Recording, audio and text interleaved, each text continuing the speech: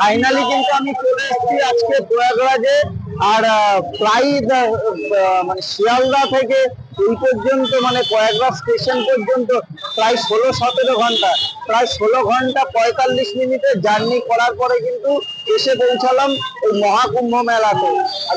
এখানে কিন্তু প্রচন্ড পরিমাণে ধুলো, প্রচন্ড পরিমাণে ধুলো। তাই তোমরা যারাই আসছো তারা কিন্তু অবশ্যই মাস্কটাকে কিন্তু ব্যবহার করো। এটা কিন্তু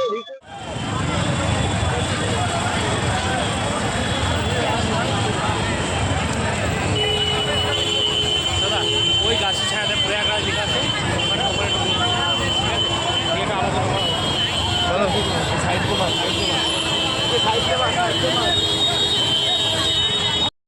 আর দেখো আমরা কিন্তু বেরিয়ে পড়েছি প্রয়াগরাজ স্টেশন থেকে। সামনে একবারে ছিল একটা মোটর সাইকেল, মানে অনেকেই রয়েছে মোটর সাইকেল। আর সেখান থেকে আমরা কিন্তু মাত্র পার হেড 200 টাকার বিনিময়ে কিন্তু আমরা মোটর সাইকেল ভাড়া করে কিন্তু স্টেশনের সামনে থেকে চলে এসেছি, কারণ ওখানে কিন্তু অটো টোটো কোনো কিছু পাওয়া যাচ্ছে না, তাই বাধ্যতামূলক মোটর সাইকেলে আসতে হবে। ফাইনালি কিন্তু আমি চলে এসেছি আজকে প্রয়াগরাজে। আর প্রায় মানে শিয়ালদা থেকে এই পর্যন্ত মানে প্রয়াগরাজ স্টেশন পর্যন্ত প্রায় 16-17 ঘন্টা, প্রায় 16 ঘন্টা 45 মিনিটের জার্নি করার পরে কিন্তু এসে পৌঁছালাম এই মহাকুম্ভ মেলাতে। আর মহাকুম্ভ মেলাতে যে এসছি তার সমস্ত আপডেট কিন্তু আমি দিতে থাকবো।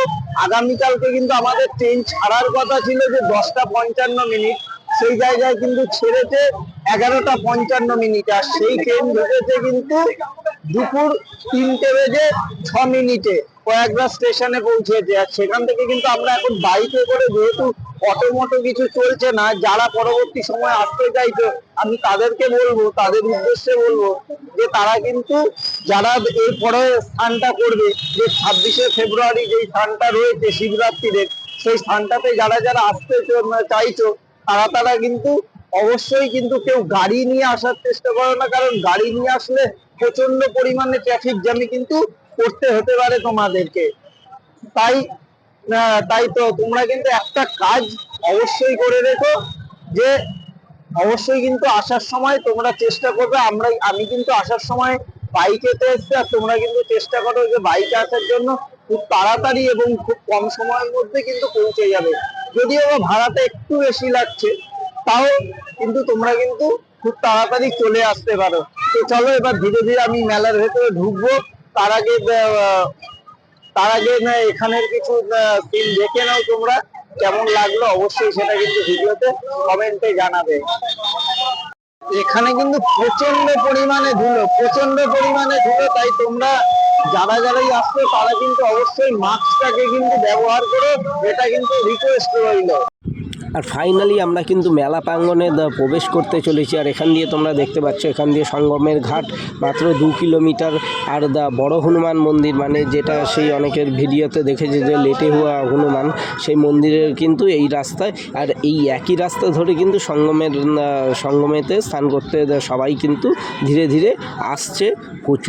প্রচুর মানে এমন লোক আসছে যারা মানে এখানটাতে সঙ্গমে স্নান করতে চায় আর এই মন্দিরগুলোকে ঘুরে দেখতে চায়। এটাই হলো সঙ্গমের রাস্তা। আর দেখো এখানে স্পষ্ট বাংলাতে লেখা আছে যে সঙ্গম যাবার রাস্তা কিন্তু এখানটাতে। আর তো আমরা এখান দিয়ে হেঁটে বরাবর কিন্তু বেরিয়ে চলেছি ধীরে ধীরে। আর এখানটাতে কিন্তু সঙ্গমে যাওয়ার কিন্তু গেটটা, সেটাও কিন্তু তোমরা ফলো করতে পারছো ধীরে ধীরে দেখো।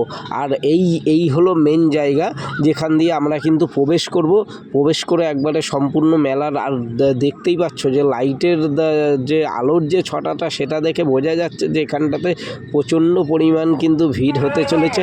আর এবারে আমরা চলে আসলাম কিন্তু কচ্ছপ দ্বারের সামনে। এই কচ্ছপ দ্বার দিয়ে কিন্তু আমরা প্রবেশ করব মেলা প্রাঙ্গণে। আর এখানটাতে প্রচণ্ড পরিমাণ ভিড় আর প্রচণ্ড লোক, এত ভিড়, মানে যে আলাদাই একখানা ব্যাপার, আলাদাই একটা ফিলিংস, যেটা যে মানে সম্পূর্ণ তোমরা সশরীরে এখানে না আসলে বুঝতে পারবে না। আর দেখতে পাচ্ছ তো কি পরিমাণ ভিড়, কি পরিমাণ লোক।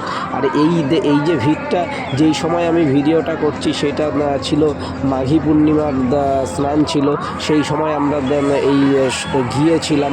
তো এখানটাতে মানে সব মিলিয়ে কমপ্লিটলি একটা দারুণ একটা জায়গা, দারুণ একটা একটা মানে কি বলবো পরিবেশ। আর তার সাথে সাথে কিন্তু এখানটাতে দেখলাম যেটাকে মানে তোমরা সবাই মানে কি বলে যে নাগা সন্ন্যাসী যেটাকে বলে আর কি, যে মানে উনি সে বস্ত্রহীনভাবে কিন্তু এখানে, তাও উনি কিছুটা বস্ত্র ধারণ করেছেন। যে এখানটাতে কিন্তু বিভিন্ন রকমের লোকদের হাতে যে প্রয়াগরাজের যে ধুলো যে মাটিটা সেটা কিন্তু উনি তুলে দিচ্ছে আর সবার হাতে হাতে, আর বলছে যে এটা কিন্তু যথেষ্ট সাবধানে রাখবে।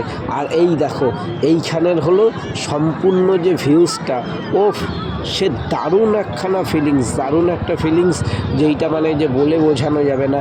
এত এত শান্তি যে লোকাল ট্রেনে এসছি, এর ভিডিওটা তো আগেই তোমরা পেয়েছো। লোকাল ট্রেনে এসে আমরা যতটা না ক্লান্ত হয়েছি, এখানটাতে সে সেই ক্লান্তির যে ভাবটা, সেই ক্লান্তির ভাবটা কিন্তু এক নিমিষে আমাদের যে চলে গেল, সেটা কিন্তু বলতেই হবে। আর বন্ধুরা দেখো মানে এখানটাতে যেমনি দেখো চারিদিকের মানে চারিদিকের দৃশ্যটা দেখো, চারিদিকে দুর্দান্ত একখানা দুর্দান্ত দৃশ্য, মানে চারিপাশে লোকজন, চারিপাশে আলো, সত্যি একখানা মানে অপরূপ দৃশ্য। আর এই যে এখন ব্রিজের ওপর দিয়ে আমি হেঁটে যাচ্ছি, এই রকম কিন্তু অস্থায়ী অনেকগুলো ব্রিজ এখানে কিন্তু তৈরি করা হয়েছে, যেগুলো কিনা মেলার শেষে কিন্তু এগুলো পরে মানে এগুলোকে তুলে ফেলা হবে। আর এইটা হলো পুরনো মানে কালী ব্রিজ, সেটার ওপর দিয়ে এখন হেঁটে যাচ্ছি।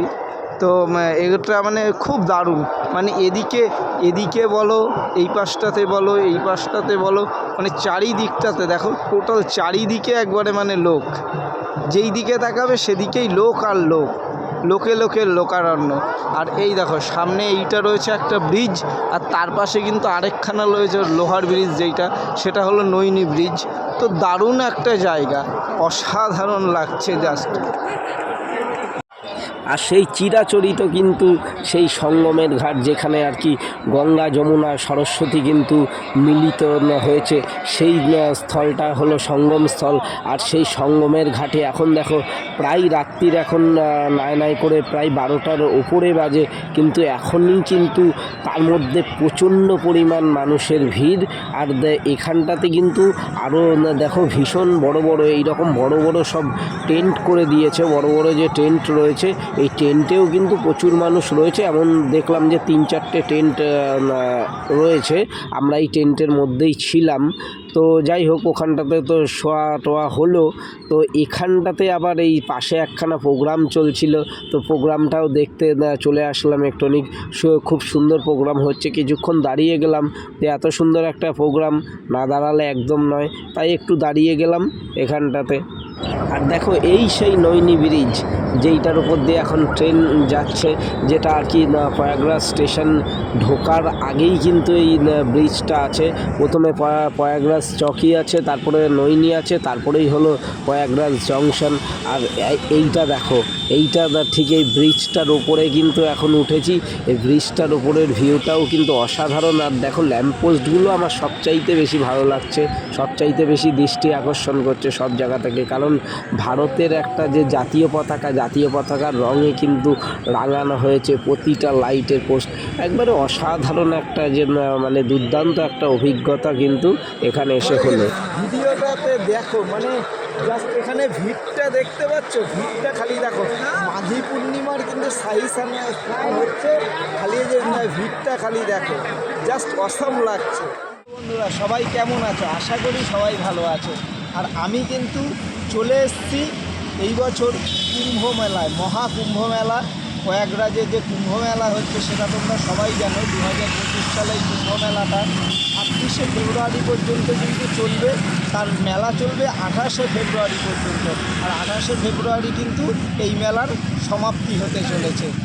তো এই যে কুম্ভ মেলাটা, এই কুম্ভ মেলাটা অনেকেই জানো, অনেকেই অবগত আছো, তারপরেও আমি একবার বলে দিই যে এই কুম্ভ মেলাটা কিন্তু 4 বছর অন্তর কুম্ভ মেলা হয়, 6 বছর অন্তর অর্ধ কুম্ভ মেলা হয়, 12 বছর অন্তর পূর্ণ কুম্ভ মেলা হয়, এবং 12x12 অর্থাৎ 144 বছর বাদে কিন্তু হয় এই মহাকুম্ভের মেলা, যেটা নাকি এই বছরে আয়োজন করেছে কিন্তু প্রয়াগরাজ।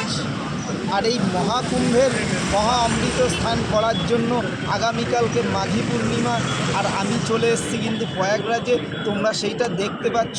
আর কিন্তু এর সাথে সাথে কিন্তু দেখতে পাচ্ছ যে অপরূপ অপরূপ দৃশ্য, মানে জাস্ট অসাধারণ একটা ভিউ।